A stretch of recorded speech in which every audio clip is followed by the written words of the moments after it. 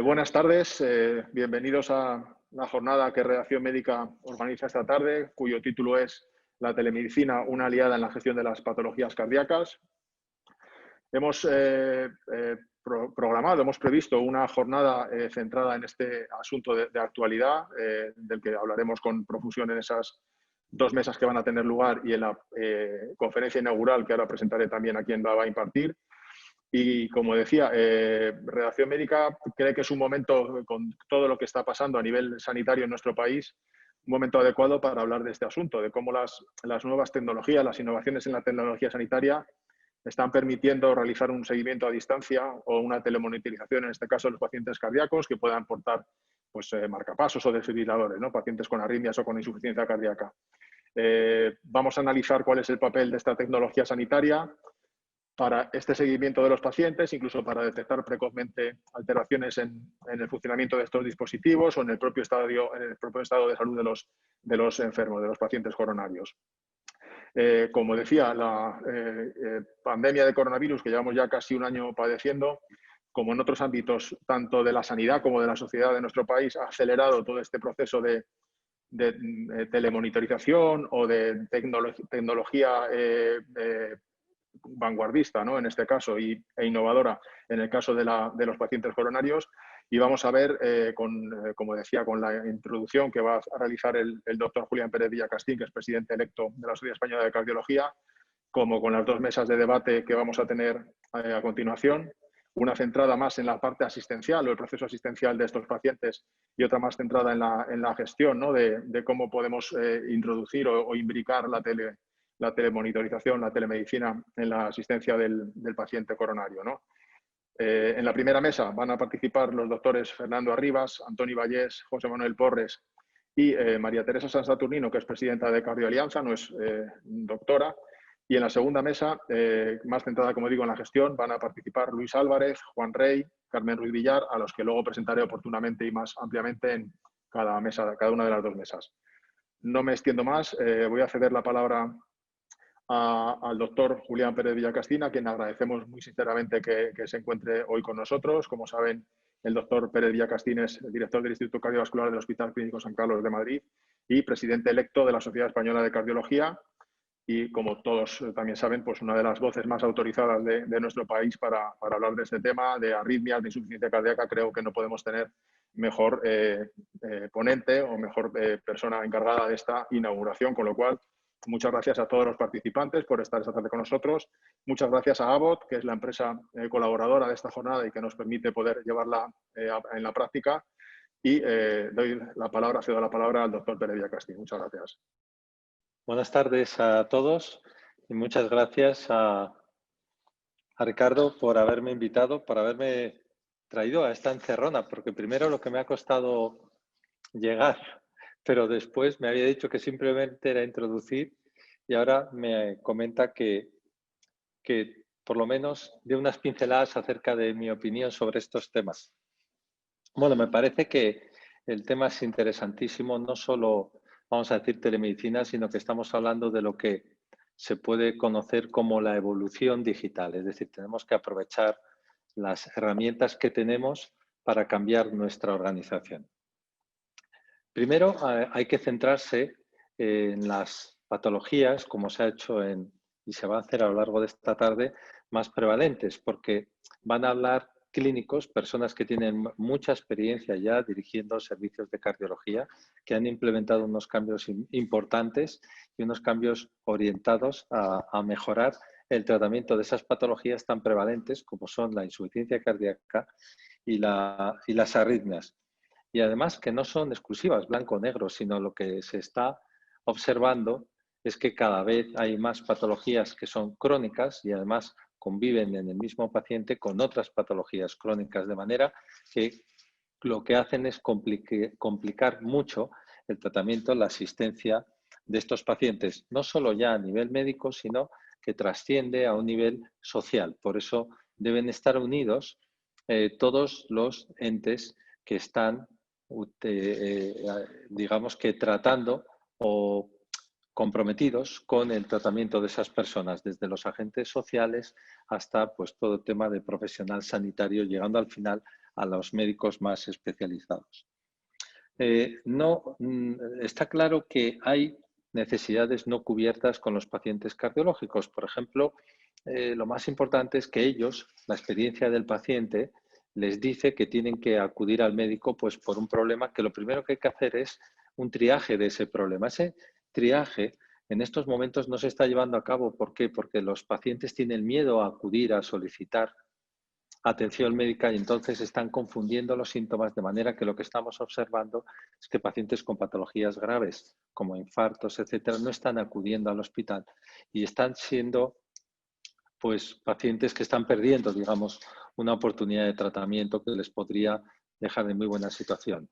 Y esto es una desgracia, porque también estamos observando lo contrario, que con una patología que no es grave, que se puede solucionar con una consulta médica quizás no presencial, pues está repercutiendo, está produciendo una gran ansiedad en el paciente. De manera que ahora la pandemia que estamos viviendo hay que verla como una oportunidad de cambio para conocer los beneficios, que es otro de los temas que se van a tratar hoy, de la medicina.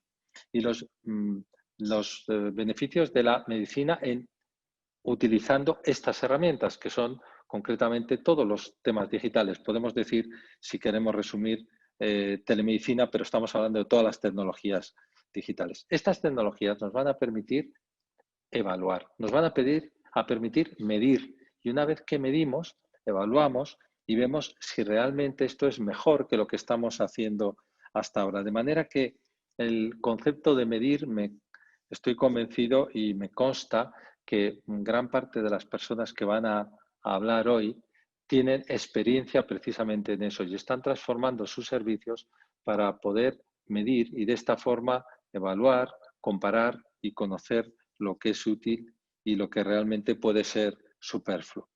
De manera que estas tecnologías sabremos dentro de poco si superan a la atención pues clásica, digamos, que hoy en día pues con la patología crónica que existe, como comentábamos, cualquiera enseguida defiende que es insostenible. ¿Qué más temas se van a tratar? Se van a tratar, por ejemplo, la evaluación y proceso de reembolso por parte de las agencias de evaluación. Necesitamos agencias de evaluación independientes, pero agencias de innovación que sean, además, no muchas, porque no pueden proliferar como setas. Tienen que ser las necesarias, que den confianza a las personas que están implicadas en todo el proceso, desde los pacientes hasta los profesionales. Y esto es algo que se va a tratar a lo largo de la tarde. Más cosas que nos han apuntado. ¿Cómo resolver la inequidad en el acceso a la telemedicina en pacientes de distintas comunidades autónomas? ¿No les parece mentira que en España todavía no tengamos una historia clínica que yo me la pueda llevar en un chip o en una tarjeta o en donde sea y la pueda consultar en Galicia, la pueda consultar en Extremadura, la pueda consultar en Madrid? Estas son cosas mínimas como se está haciendo el conjunto mínimo de datos. Bueno, pues esto es lo mínimo por lo que debiéramos luchar. Ahora mismo esto es una inequidad tremenda. Tener que pasar de una comunidad a otra y que parezca que ha cambiado de país, yo creo que esto es otro de los temas que se van a tratar y me parece de gran trascendencia. Y luego, por último, el hablar de cómo perciben los pacientes estas tecnologías. Pues esto es lo que tenemos que analizar también, pero les tenemos que transmitir lo que suponen estas tecnologías para ellos, que muchas veces el tratamiento que apliquemos va a ser tan bueno como el que podríamos hacer presencialmente, que además en muchas circunstancias les vamos a ahorrar a él y a ellos los desplazamientos y con el coste que eso implica. Ya no solo desplazamientos, sino la utilidad de recursos en el hospital que muchas veces no son necesarios. De manera que yo creo que vamos a decir, no transformación digital, sino la evolución digital o la evolución de la medicina en los próximos años va a ser espectacular gracias a todas las herramientas digitales que disponemos actualmente.